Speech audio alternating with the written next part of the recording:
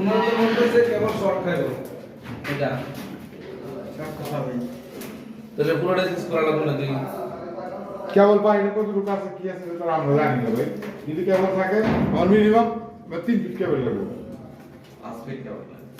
minimum 5 fit তো লাগবে 3 fit হলে আমার তো চলে 3 ফিট হলে পারাপারি করে লাগান যাব বুঝলেন নাই এটা ডিজাইন না দিলে মোটামুটি সাইজ দেব এখন কি পুরোটা চেঞ্জ করে ফেলতে হবে নাকি না এইটা পুরোটা কেবল চেঞ্জ করা লাগবে নাকি মাথা থেকে মাপতে দেখো এই যে বের করে কেবল না এটা বের করে হবে কোথায় আছে কেমনে আছে গ্লাস বাংলা লাগবে আবার গ্লাস মারবেন ওয়াল বানাবো